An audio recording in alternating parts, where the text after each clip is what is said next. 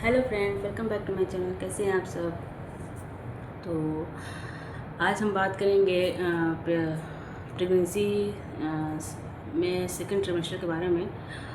और I know that काफ़ी time से मेरे वीडियोस नहीं आ रहे थे। मेरा जो मेन टॉपिक है प्रेगनेंसी से, क्योंकि समर वेकेशन थे तो आप सबको तो मालूम है कि बच्चों के साथ थोड़ा पॉसिबल नहीं होता है, क्योंकि हम लोग गाँव गए हुए थे और उसके साथ सारी चीज़ें थी। तो एक जो शांत माहौल और चाहिए होता है एनवायरनमेंट, वो सब नहीं मिल पा रहा था, तो मैं वीडियो नहीं बना पाई थी। लेकिन अब मैं कंटिन्यूसली प्रेगनेंसी से रिलेटेड सारे वीडियोज़ डालूँगी। तो आप मेरे प्लीज़ इस चैनल को अगर आपने सब्सक्राइब नहीं किया तो प्लीज़ सब्सक्राइब कर लें, और ताकि मेरे नए वीडियोज़ आपके पास आते रहें। तो अब हम बात कर लेते हैं सेकेंड ट्रिमेस्टर में। तो जो सेकेंड ट्रिमेस्टर होता है वो जो प्रेगनेंसी है उसका सबसे मेन पार्ट होता है।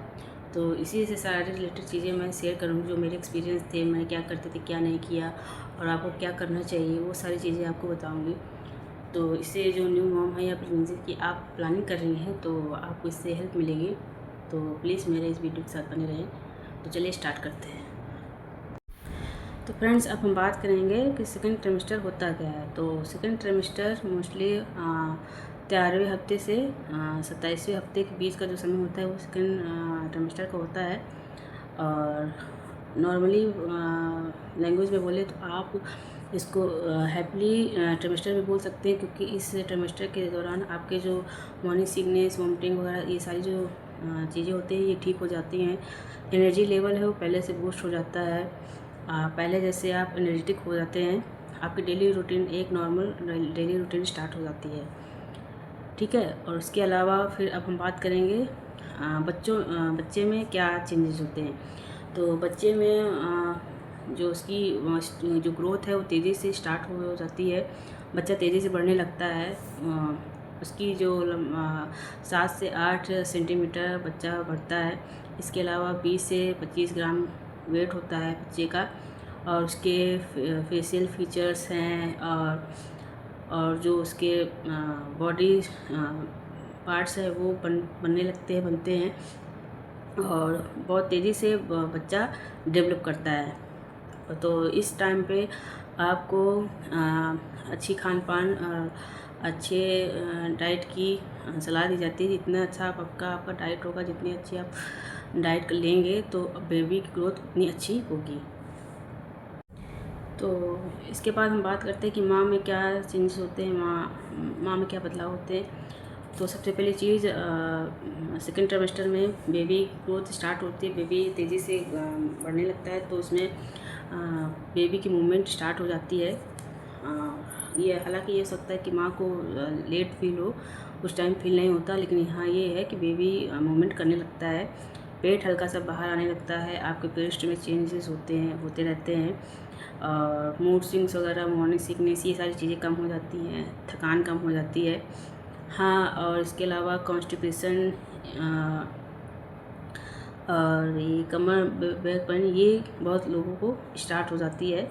बहुतों को नहीं होती, बहुतों को नॉर्मल होता है, लेकिन बहुतों को स्टार्ट हो जाती है। और मुझे तो नहीं थी इतनी। और मुझे भी 4 मंथ या 5 मंथ से बेबी, पहले जो फर्स्ट मोमेंट थी बेबी की, जो फर्स्ट प्रेगनेंसी की थी, वो 5th मंथ में ही मुझे फील हुई थी। और ये सारी चीज़ें होती हैं। इसके बाद हम बात करते हैं कि डाइट की। तो डाइट में आपको एक हेल्दी डाइट लेनी है, वो तो मैंने आपको पहले की वीडियोस में बताया था। जो आप फर्स्ट सेमेस्टर से आप जो डाइट ले रहे हैं, उस जैसे अगर आपको मॉर्निंग सिकनेस है, वोमिटिंग है, तो उसकी डाइट अलग थी। लेकिन अगर वो आप सेकेंड ट्राइमेस्टर में ठीक है, आप नॉर्मल रूटीन में आ गए, तो आप अपने डाइट को धीरे धीरे बढ़ा सकते हैं। हरी सब्जियां हैं, जो सीजनल सब्जी होती है, फ्रूट्स हैं, दूध है, दही, कैल्शियम के लिए आयरन रिच चीज़ें आपको लेनी है, protein rich, iron, protein, calcium, इन चीज़ों को आपको मतलब इन क्वांटिटी में लेना है। जो भी आपके आसपास आपके उस टाइम में आपको मिल रही है वो सारी चीज़ें आप लीजिए। छोटे छोटे मील्स में खाइए, इकट्ठे नहीं, क्योंकि उस समय पेट भरने लगता है। तो अगर आप एक साथ खाना खा लेते हैं, एक साथ खाते हैं तो आपको फिर आपको खुद को मूवमेंट करने में या उठने बैठने में दिक्कत होती है। तो इसीलिए कहते हैं कि छोटे छोटे पोर्शन में खाइए, 2-2 घंटे में, 1.5 घंटे में थोड़ा थोड़ा आपको लेनी है। एक हेल्दी सुबह से लेकर शाम रात तक एक हेल्दी रूटीन फॉलो कीजिए। डॉक्टर की सलाह लें, डॉक्टर की एडवाइस को फॉलो करें। जो भी आपको कैल्शियम, आयरन या फॉलिक एसिड जो भी आपको सप्लीमेंट दे रहे हैं वो आपको कंटिन्यू लेनी है। वो आपके लिए, बेबी के लिए, दोनों के लिए दी जाती है। अगर डॉक्टर आपको स्पेशल आपकी केस में कुछ ऐसा कुछ नॉर्मल नहीं है या कोई दिक्कत है, प्रॉब्लम है, तो उसे इग्नोर मत कीजिए, उसका ध्यान दीजिए। अगर उससे रिलेटेड जो भी मेडिसिन डॉक्टर आपको दे रहा है तो आप प्लीज़ उसको खाना है, आपको लेना है। ये सारी चीज़ों को ध्यान देना है। अच्छी नींद लीजिए, टेंशन नहीं लेना है, सोचना नहीं है, क्योंकि जैसे जैसे ये होता है कि टाइम पास आगे लगता है, हम डिलीवरी के बारे में सोच सोच के परेशान होने लगते हैं।